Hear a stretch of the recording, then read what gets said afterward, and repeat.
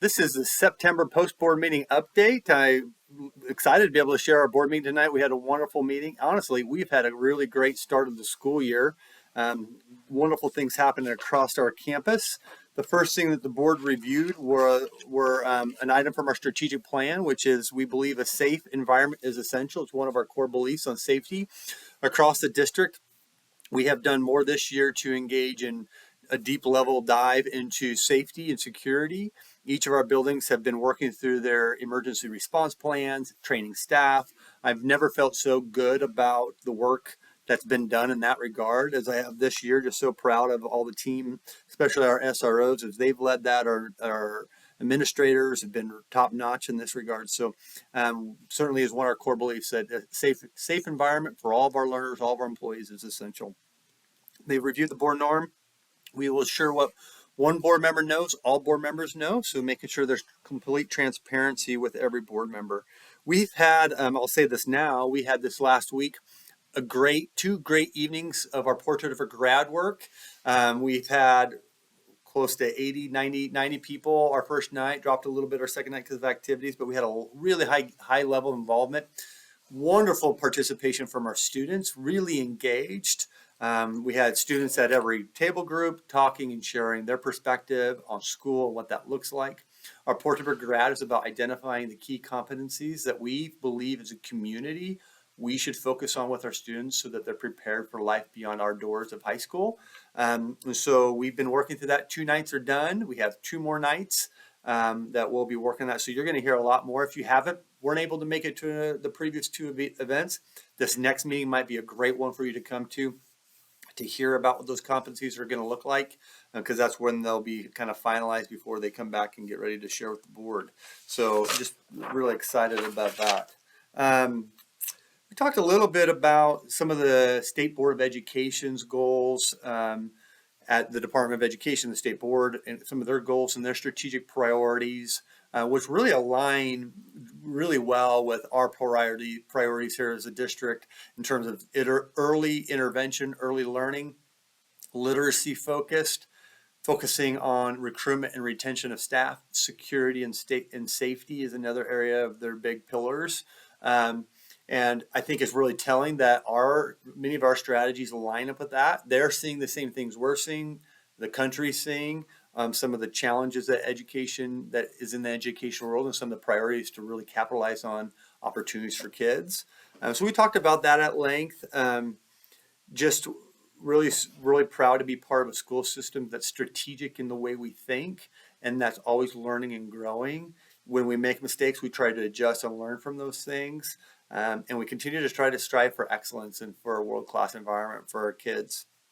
The Wolfpack Park, we had kind of that soft opening with our event last on the 14th. It was amazing to be able to feel the vibe and energy of having staff or community members surrounding that park and involved in various aspects of it. What a wonderful evening. We really can sense how much impact this park is going to have.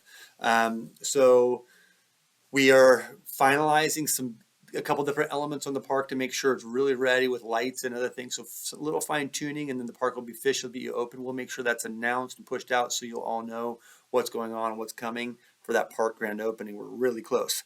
We've received some additional funds through the Department of Education, really about $1.4 million extra towards our career center, which is awesome that we've been able to cover all the costs and be within budget on our park project, our career center project, and our primary school remodel. So because we have that money available, we have some leftover money from the bond once our career center is done. For me, the way I evaluate what we're going to utilize that excess dollars on would be first looking at the ballot. The ballot that was on the election in that April back in 2021, to look at that ballot language and to make sure we are, number one, staying aligned to the ballot language because we've asked voters to vote towards that ballot. And if we say we're going to do something, we need to do it. And so my first priority is saying, what on that ballot have we not accomplished? Have we hit all those marks? And if not, let's address those issues. And then the second piece was just making sure that we're following good auditing practice. Like our auditor is going to require us to match all of our expenditures to that bond language. But for me, it's really more important about community and making sure that what we say we're going to do, we do it with integrity. And so because of that, because we have excess money, we are going to move forward with getting that playground project done. We're still going to solicit and seek donations because we want community buy-in and work on that. But we are going to begin to look at what it's going to cost to really get that project done. So we have our playground design team with Unlimited Play working through that and giving me some numbers so that we can move forward on that. But what a great thing. What an awesome thing. Also, we just want to recognize the Scouts Foundation for being a player for our park. They came and have donated another $25,000 for our park to give to that project and to the playground. So that money will be well invested back into the Reed Spring community, our broader community, Reed Spring School District community. So we have around $3.8 million left over. So that playground project is going to be probably around 900,000. We'll see what the bids come in at, but we're going to get that project done, and then we have to determine how we're going to use the extra funds. So by completing the playground project, we satisfies everything we've said that we were going to do with the bond projects. We've done exactly what we've said we were going to do. So the next piece that we are diving into, and we had discussion about tonight, and this is a piece that impacts really hundreds of kids, from all of our kids that are engaged in youth sports to our football program, our band program, our cheer program, our color guard, the middle school and high school track program, is replacing the high school football field turf. And we went into really great depth tonight. Our athletic activities director, Coach Gosh, and Jason Ryan, our youth sports director, assistant youth activities director, assistant youth director. He's our youth director. we went to a great depth on that project. Sorry, Jason, about messing up your title, but which is also going to change soon. So we're excited about that also. So they explained really the rationale is why we would address the park or the turf, excuse me, and why it needs to be looked at. And so those of you that were here during the turf installation, that turf was a used turf purchased from the University of Cincinnati. It already had a couple years of usage on it. It's exceeded its lifespan to the point where the seams, and we had visuals and data to show the board and kind of talk through the seams, and there's just a lot of concerns with the safety of that field, whether it would even pass, it would not pass protocol for safety and security. So there's a liability for injury risk. There's a liability for, because I don't want to get into all the nuances of the individual pieces of a turf that make it safe. But one of the things is the rubberized black stuff is actually there to help prevent concussion protocol and injury prevention. That stuff has been a challenge. The seams have been a challenge. It's just beyond its lifespan. And so it is time that we have to replace it to keep our kids safe that utilize that field. And so we're putting out an RFQ, a request for a quote, to bidders to bid on that. And we'll make a decision on that with the goal of replacing the turf sometime after football, before spring sports start, so that it's ready by then. Again, this is something that impacts hundreds and hundreds of kids in our campus. This is not about a football program. This is about anywhere from fine arts. We have a huge fine arts festival all the way to, youth sports. So for injury purpose, for student safety, athlete safety, we are time. Insurance, warranties are expired, and so we need to move forward with that project. So we'll be looking at that next month and hopefully approving a bid on the turf. Joe Carlisle, our Director of Information and Technology, also came tonight and presented an RFP, a request for proposal on managed service provider. This is a third-party group that supports our IT programming to ensure that we have the adequate staffing and support for things that we can't do within our small staff. And so he's putting that out to bid to ensure that we have competitive pricing and to ensure that we have the best product. And so we'll be evaluating that over time. One of the things probably one of the things I'm most excited about, and I'll give a lot of credit to Molly Elam, our wellness coordinator, to our wellness team, just diving into this exploration with me. And this is really about staff wellness. And so the board had discussion tonight, and in October, I think it will go for approval. Oh, staff wellness incentive. This would essentially, in essence, provide any employee in the district, any full employee in the district would get $500 to use annually. Any part-time employee would get $250 to use annually, towards anything that has to do with their well-being. And I have a list of things that are in the proposal. Once this is approved, I'll send it to staff. But it's anything from a gym membership reimbursement to counseling services, to massage therapy, chiropractic services, acupuncture, financial. One of the suggestions tonight was financial counseling, a variety of things, marriage and family counseling, all those types of things. So this kind of initiated thinking about maybe we just provide gym membership reimbursement for families or for staff, but recognizing a lot of people aren't going to go to the gym. And there are people in our district, employees in our district, who every family is dealing with something. And it may be a personal mental health thing, it may be a personal physical thing, it may be a family challenge that counseling is needed, and we want to feel like there's some money that you can use as an employee to take care of yourself.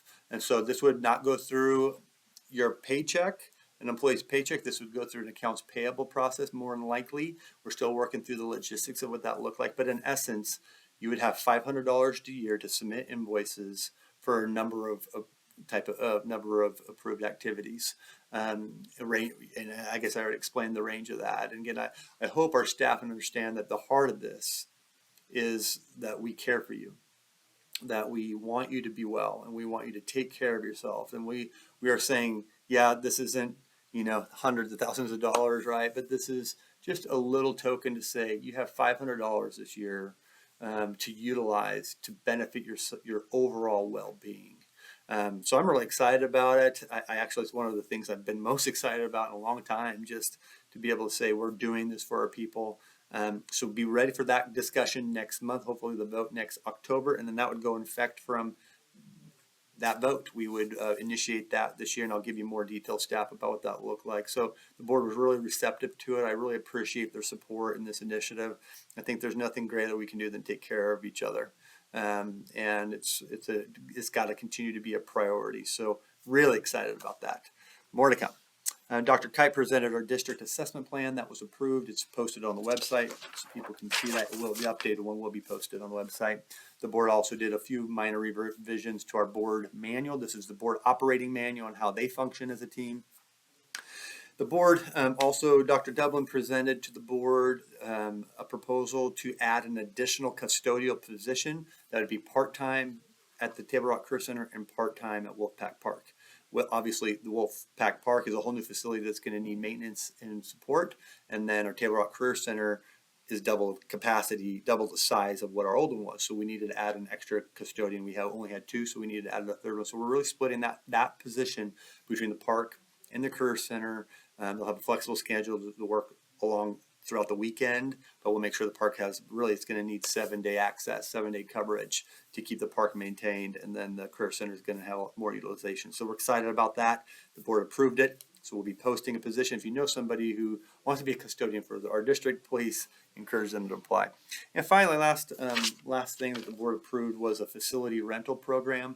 Essentially, we've had a facility rental plan that we haven't probably implemented with fidelity, and so we've revised that facility rental schedule. So if you're a patron who wants to rent our facilities from the park to any facility in the campus, the schedule will be posted. You'll know what that fee is. It's really to cover cost of insurance and liability coverage. It's also to cover cost of custodians and those rates.